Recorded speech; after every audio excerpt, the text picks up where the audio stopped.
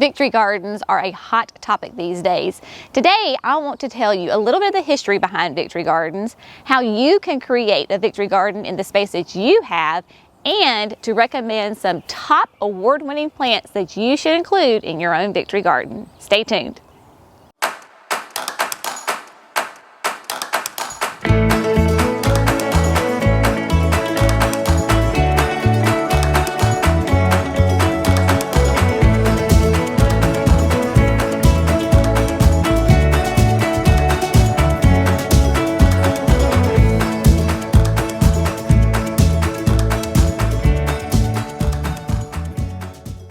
Hey everybody, welcome to Gardening with Creekside. I am Jenny. Today we are going to start a summer-long series on victory gardens and creating a victory garden in the space that you have been given, whether it is a large plot of land, container boxes, or simply a small balcony with some sun. Victory gardens are highly adaptable and we can get one created for you in your space. Victory gardens. Maybe you have heard the term, but you don't really know the history behind it. Well, I find it really interesting. I am a huge history buff, and I always grew up with my grandmother talking about her victory garden. Victory gardens were actually started by Herbert Hoover at the beginning of World War I. He was appointed by President Wilson as the head of the Food Administration to help prevent food rationing during World War I. So his main campaign concept was war gardening or war gardens, which later turned into victory gardens. So the idea was that normal, regular U.S. citizens would create gardens in their spaces so that they could produce more and consume less, so that those commercially produced crops could go help the soldiers. It was massively successful, and in fact they avoided all food rationing during World War I. Then comes along World War II, right on the heels of the Great Depression. If you know anything about history, it was a very difficult time in our country's history. My grandmother talked about it, the Depression, for, oh gosh, I just have stories and stories of her talking about the Depression. So victory gardens, once again, became very popular. At this time, though, the government did have to enforce food rationing. At its height, there were 20 million victory gardens on both private land and public land. They even had them on the grounds of the White House, public parks. They were everywhere. And again, it was widely successful. They were producing 40% of the fresh fruits and vegetables that the American public consumed. There is still one of the longest, oldest running victory gardens in Boston, Fenway Victory Gardens. It is still on its original site from World War II. This is the only victory garden that is in its original space, and it is still active and going today. So it's very interesting. In fact, talking about my grandmama Betty, this is a picture of her and her daddy in their victory garden in the 1930s.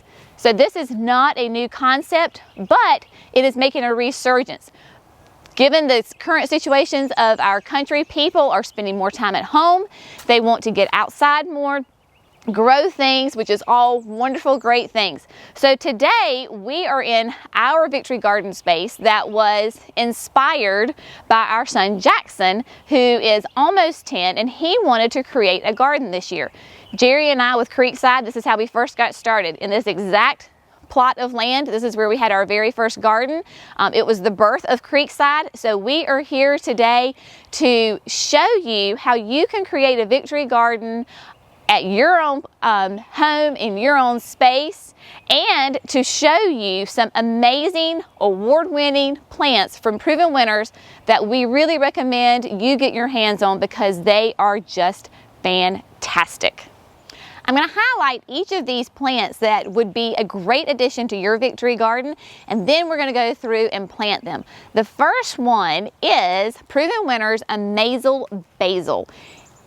Basil is synonymous with summer. You cannot beat that wonderful, sweet Italian basil smell. It just screams summertime.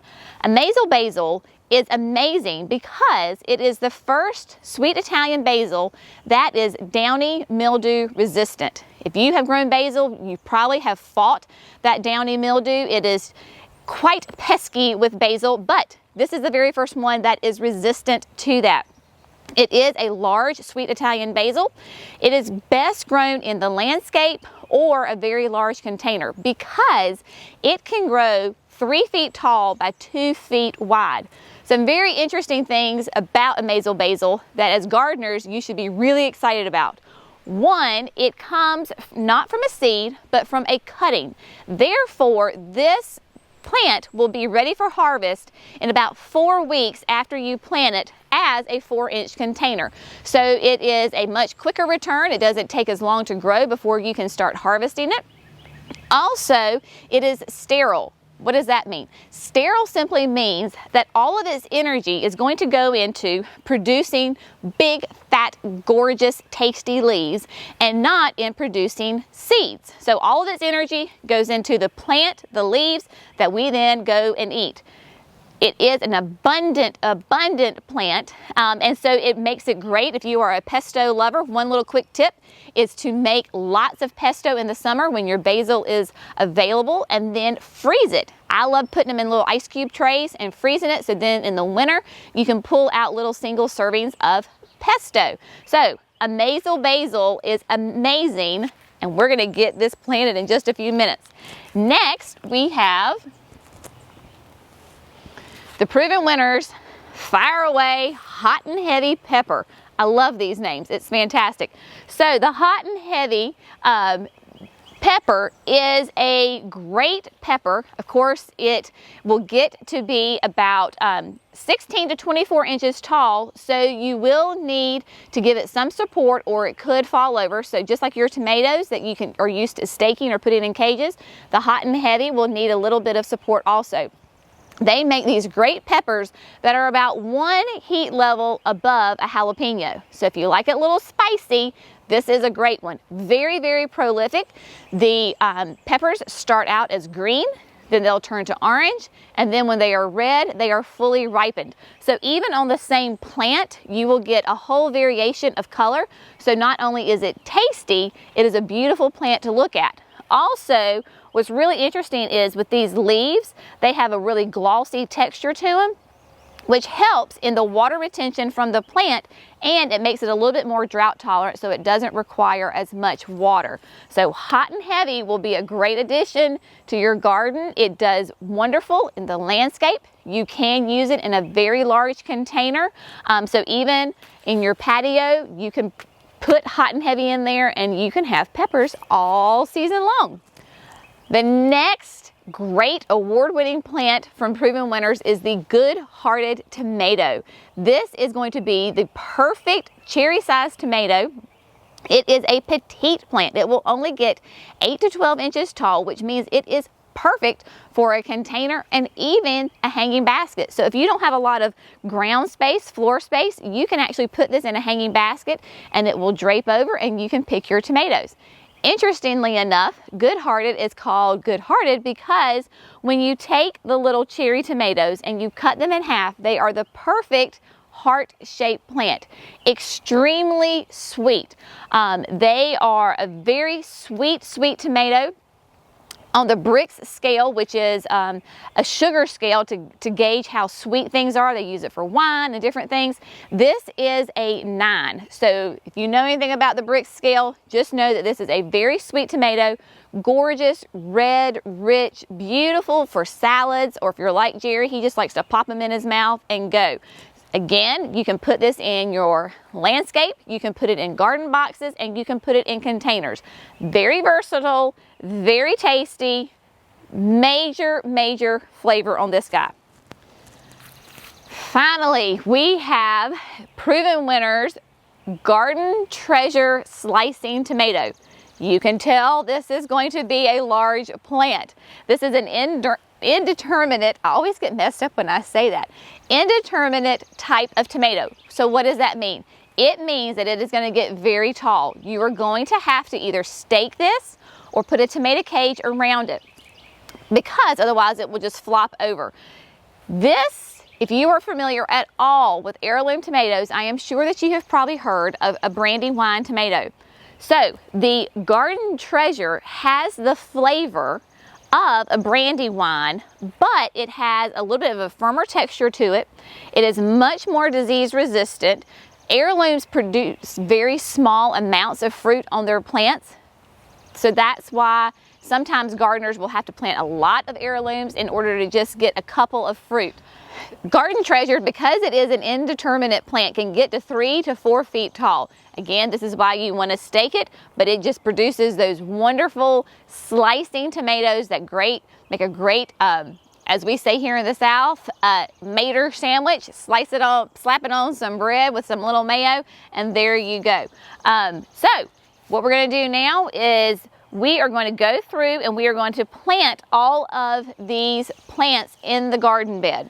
Okay, so we're getting ready to plant all of these beautiful plants.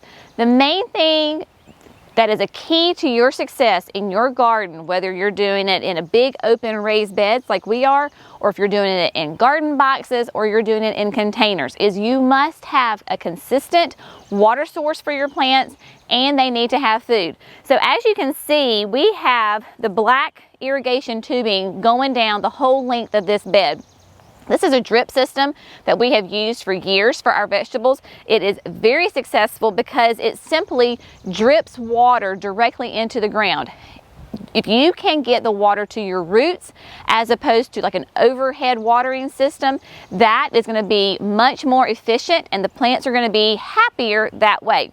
Now on the drip tape, these irrigation holes are every 2 feet apart, which is perfect for these plants because they all need to be spaced right at 2 feet apart.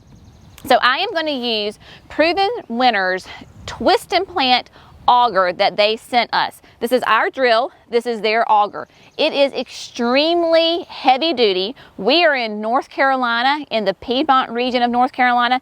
That means we have lots and lots of infamous red clay, which is very thick and heavy and compact. Jerry went through here with the tractor, and when he and Jackson were making the beds, they ripped it up.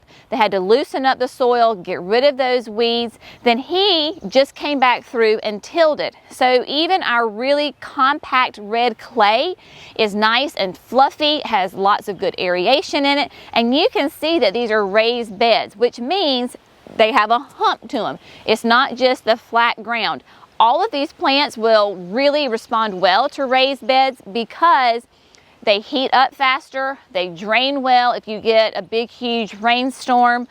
So if you can create raised beds in your space, that would be fantastic. So this auger is perfect for 4-inch material. I'm simply just gonna come in here where my plant is gonna go, nice and slow and steady. Pull it out.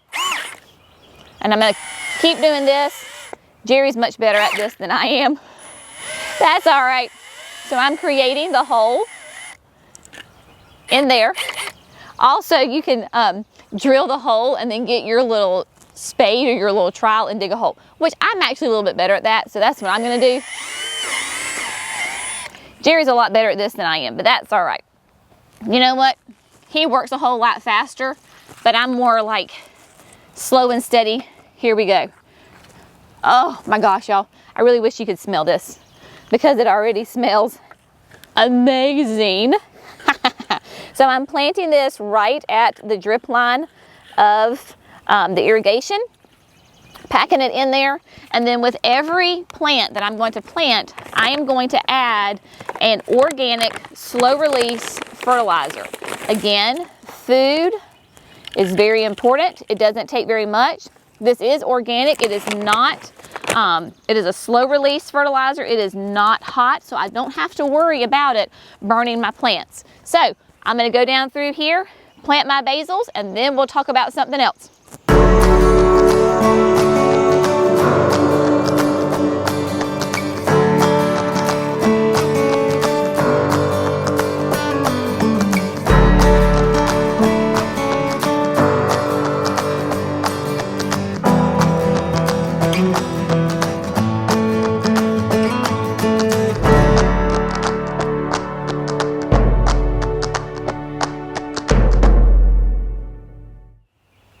So we got our basil planted, and now we're gonna go ahead and get our good-hearted tomatoes planted.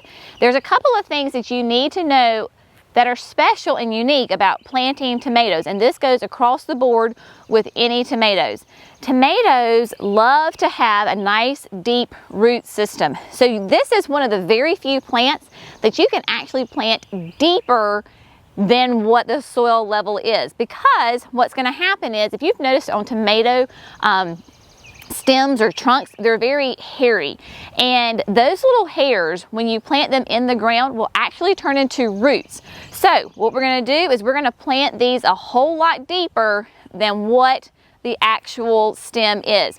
In order to do that, first you're going to want to clean up your plant. So if you have long stems like this, you're going to simply want to snap them off, so that way you don't bury this. These do not need to be buried.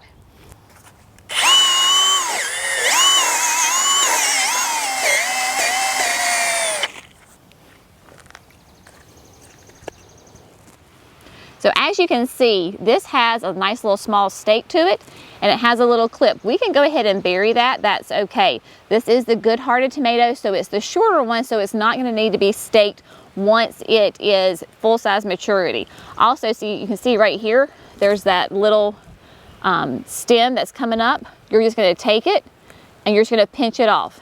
I'm actually gonna plant this tomato to right here. So all of this is gonna develop roots and be nice and happy.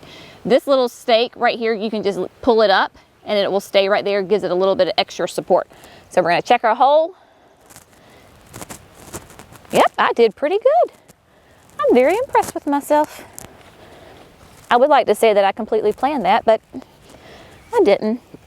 So with tomatoes, again, you want to apply a nice, slow release, continuous feeder for these guys. Again, we're simply going to sprinkle some around the base of the plant. This is just an all-purpose garden vegetable herb slow release fertilizer. You could use a specialty one just for tomatoes. You can do that, or you can just use a great organic fertilizer. Remember that when you're doing food, if you can do organic, it is best, because you're going to be ingesting these as opposed to ornamental flowers. So if you can use organic, do so. Let's get the rest of these planted.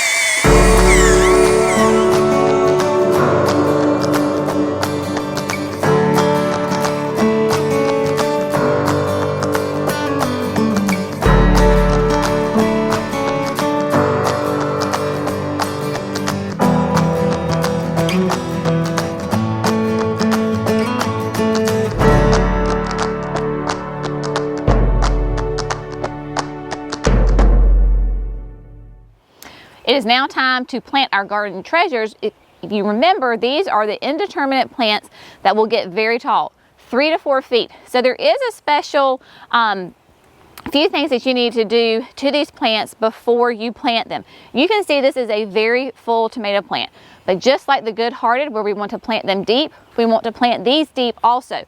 So I thought this would be a good little way to show you how to actually pull these guys off, the stems. So simply come in and you're just going to pull them off. So all of these lower stems, we're going to come in and we're going to pull them off. We want it just to have our main stalk, trunk, if you would say, of the tomato. And so you're just going to pull them off. Now, at this point, you could say, well, that's enough, but this limb is already snapped, so I'm going to take it off. Also, on indeterminate plants, you will get what's called a sucker. A sucker, if you can see right here, is a little stem that is coming between a main stem and the main trunk. So this guy right here is a sucker. So you want to pull that off, because otherwise it simply just sucks energy from the plant. It's not going to produce fruit. It is a drag on the plant, so we want to take it off. If you will notice right here, these are going to be little flowers. So this is going to be the bud set on the tomato. So we're going to get tomatoes from right there. Again, we're going to plant this nice and deep. We'll plant this probably at least to this level right here, so we'll get a nice strong root system on this tomato plant, because happy roots equal a happy plant.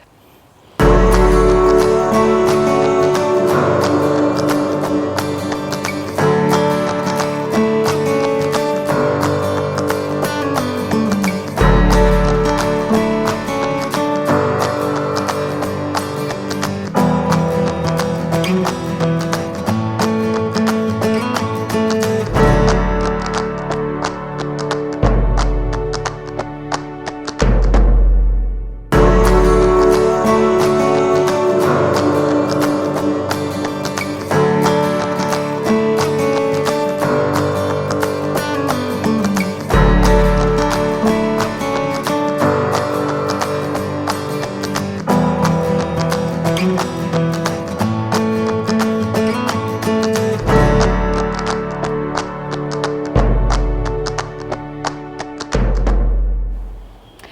where we said that tomato plants need to go deeper in the ground, pepper plants are not the same.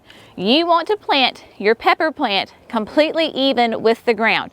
This may take just a little bit of gauging when you're putting it in the ground, but we don't want to put it too deep. You don't want to put it too high. You got to get it just right. So keep it even with the soil level and it'll be a happy pepper plant. Can you see this guy? Look at that big old pepper already on it. Isn't that fantastic?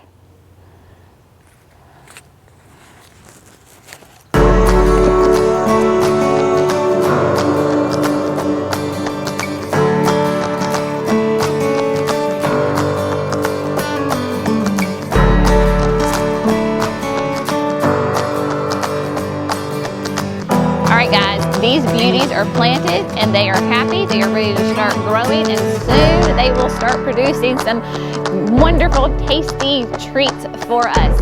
Now, I don't think I ever said, but probably kind of obvious that these plants are going to need full sun to grow. So full sun means at least 6 hours. This spot is going to get tons and tons of sun. These cannot get too much sun. They will be very happy. Just remember, you've got to water your plants consistently. None of these plants will thrive if they dry out. Basil, tomatoes do not do well if they get completely dry. This is why a nice drip system that you can put on a regular schedule is very, very important. So these guys need full sun. They will be happy. They will be growing. They are going to give us months and months of fruit. Now, I have one more plant that I want to share with you that actually does better in containers than in the ground. So come on. The last plant that I want to share with you today that is a surefire winner for your victory garden, whether you have a large space or a small space, is Proven Winner's Buried Treasure Everbearing Strawberry. Who doesn't love strawberries? If you have kids, this is one that I highly recommend that you get because you are bound to be successful with this plant. It is super easy. In fact, it lends itself better to being in a container than in a landscape or garden boxes. The reason is because strawberries have shallow roots and they will actually send out runners, trailers that go out. And in the landscape, it could be that they take over a space. Maybe you want that. Maybe that's a good thing. So go ahead and put them in the landscape. But if you want to keep them contained, a container is the best way to go. These will be perennials because they are hardy in zones 4 through 9. Again, we're a zone 7B here in North Carolina. So they will be a perennial for us. You can simply leave them in the container through the winter. Our winters have been mild enough that they should do fine because remember, zone 4 is pretty cold. I mean, we're talking about cold climates. So you don't have to worry about our southern winters being too harsh for them. When you're putting them in containers, you want to space them about 8 inches apart. This container that I have, you notice it is wider than it is deep. Again, they have shallow roots, so you don't really need a deep, tall pot, but more of a wide pot. This is probably about 24 inches, 18 to 24 inches wide, which is perfect. So I can fit 3 of these guys in here. They have gorgeous double red blooms on them. So not only is it a very pretty plant, but it is very fruitful because you get to eat its little berries. Now, Everbearing strawberries will produce berries throughout the summer. But the berries are going to be smaller. So these are not going to be the ginormous berries that you may be used to, you know, from the grocery store certainly, or your local strawberry farm, because those are a different type of strawberry. What I am doing is adding my slow release fertilizer to my pot. In this container, I used just an all-purpose potting mix that we use at the garden center, at the nursery when we pot up plants. There is no fertilizer in this soil. If you want, you can go ahead and buy an organic garden blend for your container. This is what I had on hand. There was no synthetic fertilizers in it, so I'm perfectly happy using this. And then I added the organic fertilizer. You just want to mix it in with the soil, and then we're ready to plant.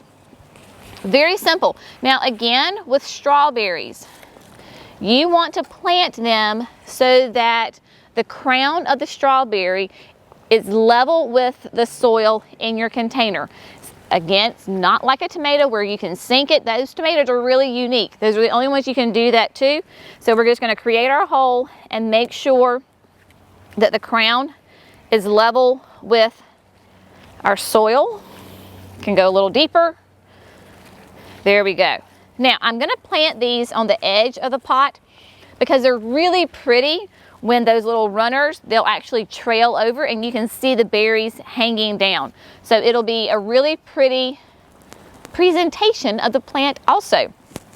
Another great thing, let's say you're running out of floor space. If you have a very small confined space, my sister lives in an apartment in downtown Charlotte. She does not have room to have all these containers with plants.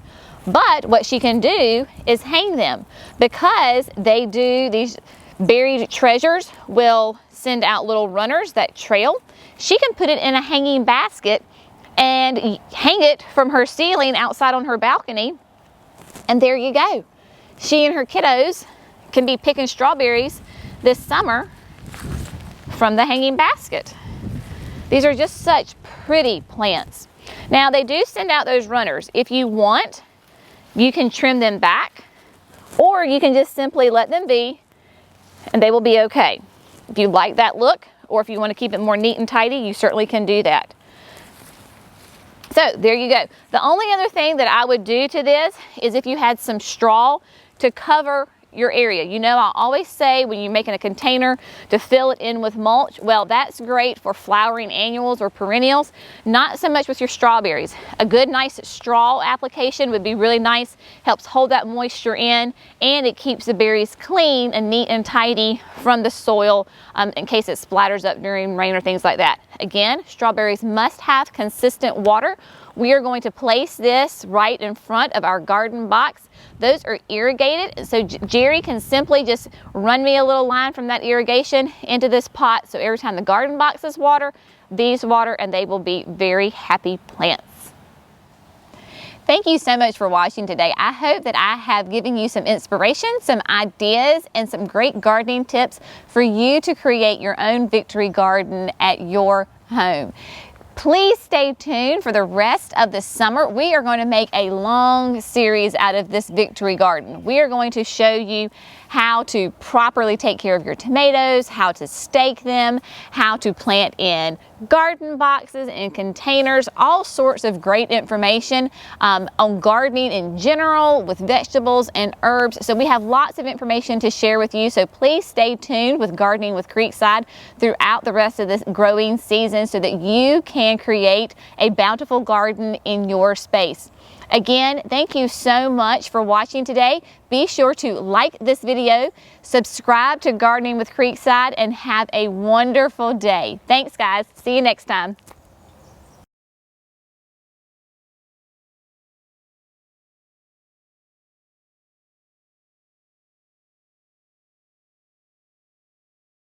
Season. Why are you laughing at me?